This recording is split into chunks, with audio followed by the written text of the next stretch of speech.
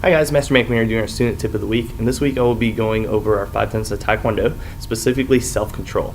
Self-control is really important to instill your child as they are young, so when they grow old, they will still know how to regulate themselves and have a healthy life as an adult. Today I will be talking about our 5 ways to teach your child self-control. Number 1 is show your struggles. So we're not perfect. Even myself, I'm 32 years old and I still find ways that I struggle with self-control myself. That's one thing, so you can sit there and talk to your child maybe at the dinner table about how you struggle with self-control that day. Maybe you lost your temper at work. You maybe said something unkind to a fellow coworker. You can tell them about the story and then what you did to resolve the issue, that you went back and apologized and you corrected your wrong. That's a good way to show your kids that you're going to struggle with it, but it's never too late to apologize and make right on the situation. That's something that they'll take on later in life and they'll appreciate you for it. Number 2 is practice. Practice self-control. It's almost like self-control is like a muscle. The more you use it, the better you get at it, especially with our Little Tigers class. That's a big thing that we work on is self-control. We do our statue game. They have to sit there and stay still.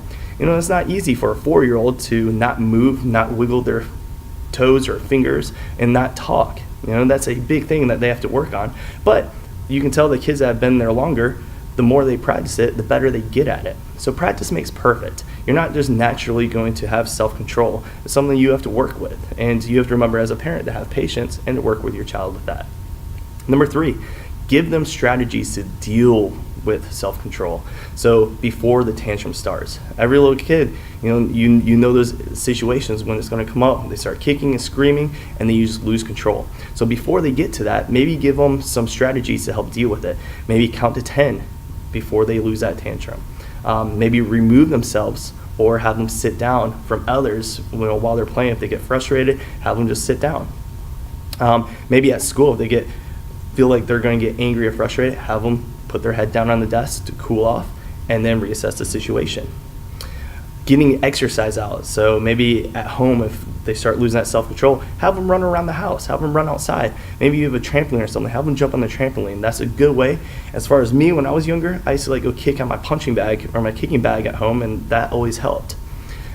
Just have an outlet for them to be able to get that energy out so they don't lose that self-control. Maybe have a catchword. So as far as if they're playing and you're on a play date and your kids, you can start seeing that they're getting frustrated and about to lose their tantrum and start showing out. Maybe have a code word like puppy, and maybe they can go sit down. They know that word means, I'm about to lose my self-control. Maybe I need to sit down and cool off for a second. And that's a good code word, so you're not calling them out in front of their friends, and it's something that might trigger them to rethink, oh man, I'm about to lose it. I need to get my emotions back in check. Number 4, delay gratification. This is a big one. Make them wait for things.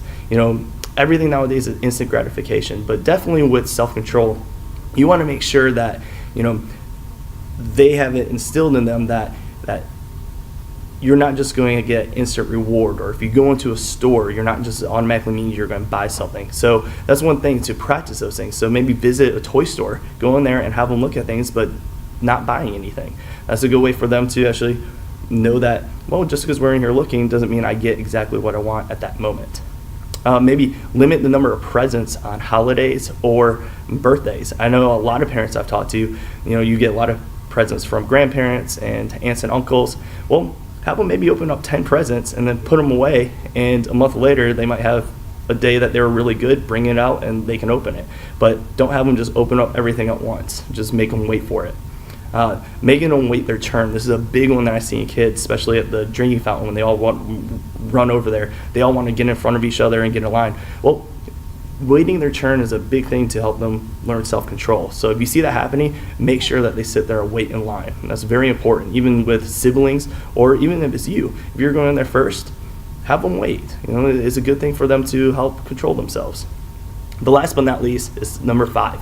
Use rewards sparingly. I know we like to just go ahead and praise your child when they do something right away, and that's a good thing. Praise is very good. Encouraging your child is a good thing, but we want to make sure we instill in them that waiting your turn in line, we want to do it because it's the right thing to do, not because they're going to receive a piece of candy for doing it.